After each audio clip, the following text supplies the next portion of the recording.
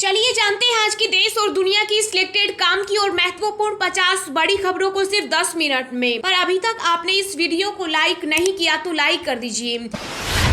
PM Modi ने किया Delhi Mumbai express way का उद्घाटन। कहा यह विकसित भारत की भव्य तस्वीर, हमने इंफ्रास्ट्रक्चर पर 5 गुना खर्च किया।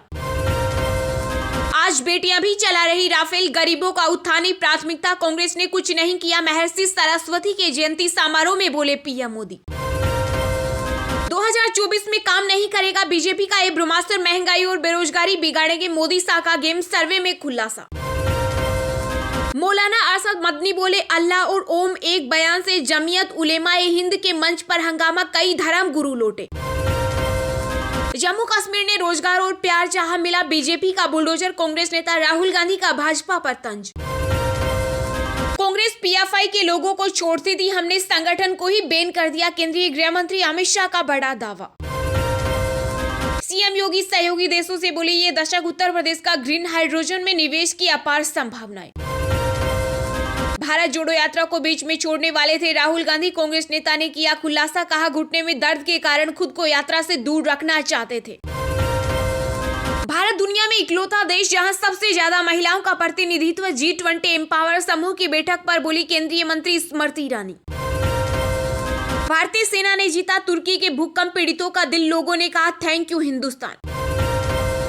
दिल्ली मुंबई एक्सप्रेस वे के पहले चरण के उद्घाटन पर बोले पीएम नरेंद्र मोदी, यह फिल्म नहीं है तो ट्रेलर है। 2024 की चुनावी टीम बनाने में खड़गे के सामने संतुलन बनाने की बड़ी चुनौती, कई मोर्चे पर कांग्रेस हुई थी विफल। दिल्ली में चुनाव को लेकर 16 फरवरी को होगी एमसीडी की बैठक, एलजी विकेश सक्सेना ने लगाई प्रस्ताव पर मुहर। अडानी का जिक्र कर पीएम मोदी पर बरसे कांग्रेस अध्यक्ष खड़गे, कहा जनता के पैसे से दोस्त को फंडिंग की। दिसंबर तिमाही में सरकारी बैंकों का मुनाफा रिकॉर्ड स्तर पर पहुंचा, बैंक ऑफ महाराष्ट्र टॉप पर।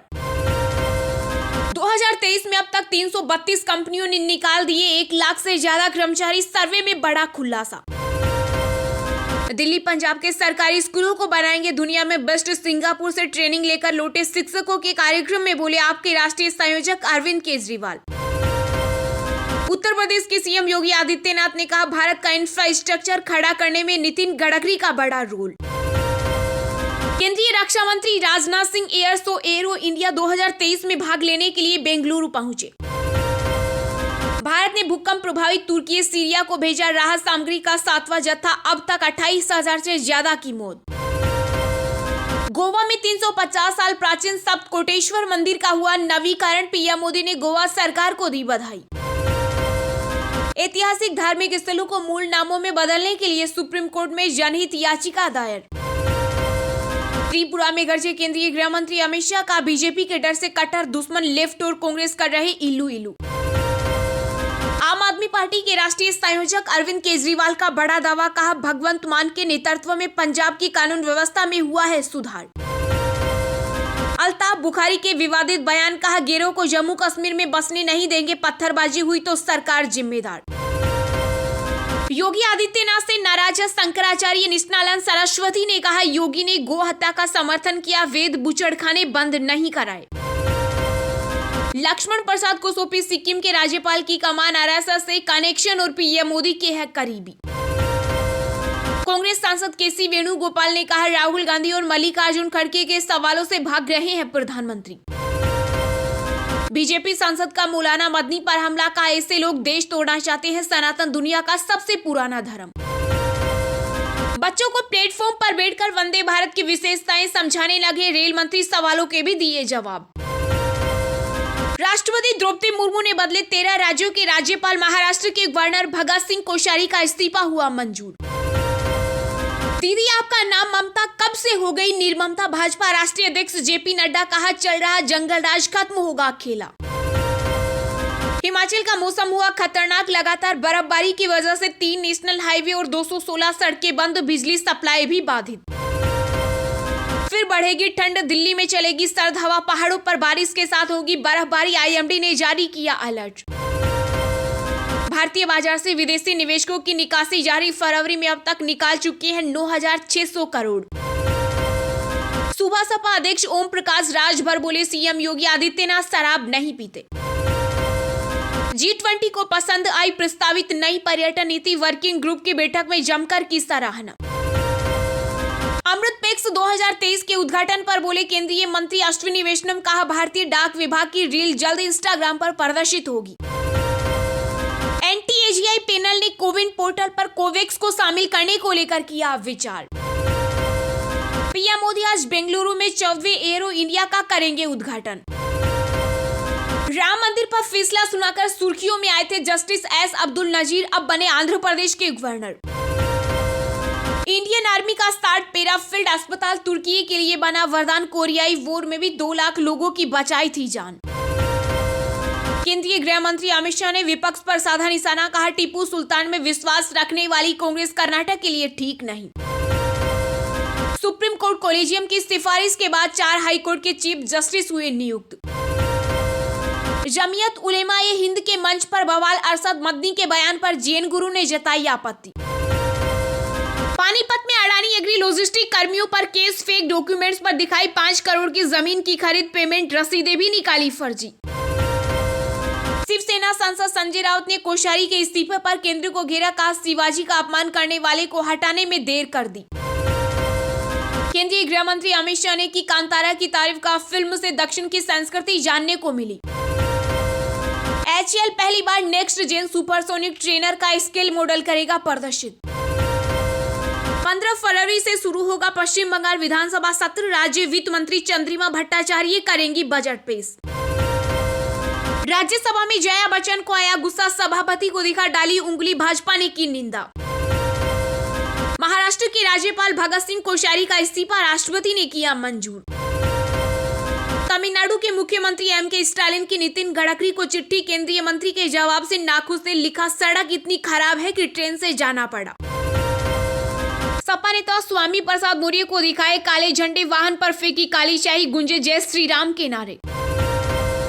बिहार के डिप्टी सीएम तेजस्वी यादव ने की झारखंड के मुख्यमंत्री हेमंत सोरेन से मुलाकात।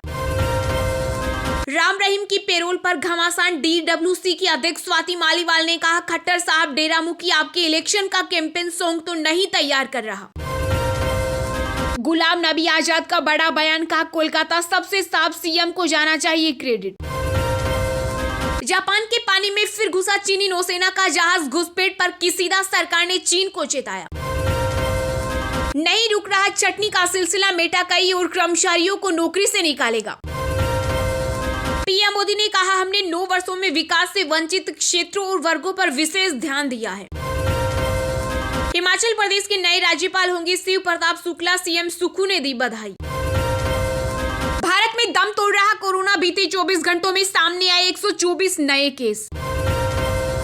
1600 रुपए किलो चाय और चिकन की कीमत, पाकिस्तान में महंगाई से निकली जनता की चीखें, अब चमत्कार का इंतजार। बिहार में एक और राजनीतिक यात्रा शुरू, नीतीश कुमार के बाद अब जीतन राम मांझी गरीब संपर्क यात्रा पर निकले। चलिए अब जानते हैं जो आम आदमी के काम की और फायदेमंद खबरें हैं उनको विस्तार से। पर इससे पहले अभी तक आपने इस वीडियो को लाइक नहीं किया तो लाइक कर दीजिए। पीएम मोदी ने किया दिल्ली मुंबई एक्सप्रेस वे का उद्घाटन, कहा यह विकसित भारत की भव्य तस्वीर, हमने इंफ्रास्ट्रक्चर पर खर्च किए 5 गुना। जी हां, प्रधानमंत्री नरेंद्र मोदी ने देश के सबसे बड़े एक्सप्रेस वे के पहले चरण का उद्घाटन कर दिया है। उन्होंने राजस्थान में दौसा के धनावड़ गांव से 8 लेन वाला दिल्ली मुंबई एक्सप्रेस वे देश को सौंपा है। इस दौरान पीएम मोदी ने कहा कि यह विकसित होते भारत की भव्य तस्वीर है। जब ऐसी आधुनिक सड़कें बनती है तो देश की प्रगति को गति मिलती है। दुनिया में से अनेक अध्ययन है जो बताते हैं कि इंफ्रास्ट्रक्चर में लगाई गई राशि जमीन पर कई गुना असर दिखाती है, कई गुना निवेश आकर्षित करती है। प्रधानमंत्री नरेंद्र मोदी ने कहा कि केंद्र सरकार पिछले 9 सालों से इस पर भारी भरकम खर्च कर रही है। इस साल के बजट में हमने 10 लाख करोड़ की व्यवस्था सिर्फ इंफ्रास्ट्रक्चर के लिए की है। यह 2014 की तुलना में 5 गुना ज्यादा है। इससे राजस्थान को बहुत बड़ा लाभ होने वाला है। उन्होंने कहा कि आधुनिक इंफ्रास्ट्रक्चर के निर्माण का एक और पक्ष है, जब यह तैयार हो जाता है तो किसान, स्टूडेंट, व्यापारी सभी को अनेक सुविधाएं मिलती है। जैसे दिल्ली दौसा लालसोट के बीच इस हाईवे से जयपुर से दिल्ली जाने का टाइम आधा हो जाएगा। दिल्ली से मुंबई तक एक्सप्रेस वे की लंबाई 1385 किलोमीटर है। पहले चरण के एक्सप्रेस वे की लंबाई 247 किलोमीटर है। त्रिपुरा में गरजे केंद्रीय गृह मंत्री अमित शाह, कहा बीजेपी के डर से कट्टर दुश्मन लेफ्ट और कांग्रेस कर रही इल्लू इल्लू। जी हां, केंद्रीय गृह मंत्री अमित शाह त्रिपुरा में कांग्रेस और लेफ्ट पर जमकर बरसे। उनाकोटी जिले के चांदीपुर में चुनावी रैली को संबोधित करते हुए शाह ने कहा कि त्रिपुरा में अब भाजपा के काम का असर दिखने लगा है और इसलिए वाम और कांग्रेस डरे हुए हैं। उनाकोटी जिले के चांदीपुर में चुनावी रैली को संबोधित करते हुए गृह मंत्री अमित शाह ने विपक्ष पर निशाना साधा है। उन्होंने कहा त्रिपुरा में लंबे समय तक आदिवासियों को धोखा देने वाला लेफ्ट अब लोगों को ठगने के लिए एक आदिवासी नेता को मुख्यमंत्री के चेहरे के रूप में पेश कर रहा है। उन्होंने कहा वाम और कांग्रेस का गठबंधन हो गया है। गठबंधन करते ही वाम ने ये स्वीकार कर लिया है कि वे बीजेपी से अकेले नहीं लड़ सकते। कांग्रेस की बात ही क्या करनी है। जिन कम्युनिस्टों ने सैकड़ों कांग्रेसियों को मार दिया, आज उन्हीं के साथ ये इल्लू इल्लू कर रही है। इस दौरान गृह मंत्री अमित शाह ने सुंदरी देवी मंदिर में पूजा अर्चना भी की।